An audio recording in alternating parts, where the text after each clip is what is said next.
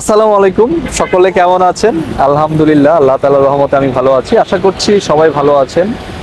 আজকে খুব সেনসিটিভ একটা বিষয় নিয়ে কথা বলবো। সেটা হচ্ছে যে যে সকল ভাইয়েরা বা যেসব হার্টের রোগীরা যারা আসলেই বলতে আসলে একটু দ্বিধা বোধ করেন বা বলতে লজ্জাও পান, অনেকে যারা আসলে সেক্সুয়াল সমস্যায় ভুগছেন, তাদের বিষয়ে কয়েকটা কথা বলতে চাই।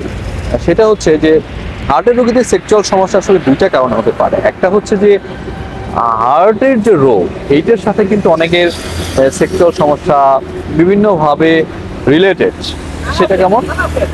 সেটা হচ্ছে যে হার্টের রোগ যে কারণে হয়, অর্থাৎ যে হার্টের যে রক্তনালী আছে, সেই রক্তনালীতে কিন্তু আসলেই যে ব্লকটা হয়, সেই ব্লকের মেকানিজম হচ্ছে হার্টের রক্তনালীতে কোলেস্ট্রল জমে অ্যাথেরোস্ক্লেরোটিক প্লাগ হয়ে রক্তনালীটা শুরু হয়ে যায়। একইভাবে আমাদের যে যে পেনিস আছে, মানে যে যে যে যে অঙ্গটা দিয়ে আসলে সেক্সুয়াল অ্যাক্টিভিটিস হয়, সেখানে কিন্তু রক্তনালী আছে। সেই রক্তনালীতে কিন্তু ব্লক হতে পারে, ব্লক হয়ে কিন্তু সেটা অকার্যকর হয়ে যেতে পারে। এইটা একটা মেকানিজম।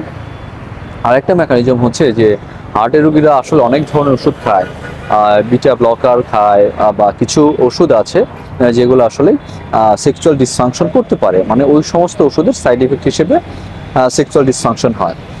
এইটা দুইটা ভাবে হার্টের রোগীদের সেক্সুয়াল ডিসফাংশন হয়। আরেকটা বিষয় হচ্ছে যে অনেকেই আছে যে হার্টের রোগ ধরা পড়ার আগে থেকেই তার সেক্সুয়াল ডিসফাংশন হয়। তাদেরটা অধিকাংশই ক্ষেত্রে যেটা হয় যে মেন্টাল ডিসস্যাটিসফ্যাকশনের কারণে হয়ে থাকে, অনেকের যেটা হয় হরমোনের প্রবলেমের কারণে হতে পারে, আর অনেক কারণে হতে পারে। আমি সব দিকে যাচ্ছি না, আমি যেটা বলতে চাচ্ছি যে হার্টের সমস্যার কারণে, অর্থাৎ হার্ট রিলেটেড বা হার্টের ওষুধ রিলেটেড সেক্সুয়াল ডিসফাংশন হলে করণীয়টা কি। সেক্ষেত্রে যেটা আমরা বলে থাকি যে আপনি এই যে হার্টের যে ওষুধগুলো খাচ্ছেন, যেগুলো সেক্সুয়াল ডিসফাংশন করে, সেগুলো একটু স্ক্রিনিং করতে হয়। এটা আসলে আপনি পেশেন্ট হিসেবে নিজে পারবেন না, আপনার যে ডক্টর, যে কনসালটেন্ট, তার কাছে যাবেন, বলবেন যে ডক্টর সাহেব, আমার তো আসলে সেক্সুয়াল ডিসফাংশন হচ্ছে, আমি এই সমস্ত ওষুধ খাচ্ছি, এটার কোনোটা সাইড ইফেক্ট হিসেবে হচ্ছে কিনা।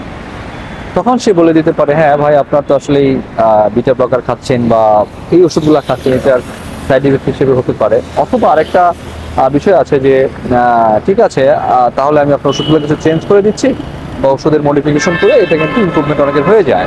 স্পেশালি যারা বিটা ব্লকার খায়, যে কনভেনশনাল যে বিটা ব্লকার আছে, যে পুরাতন যে বিটা ব্লকারগুলো রয়েছে, সেগুলোতে কিন্তু এই সমস্যাটা বেশি হয়।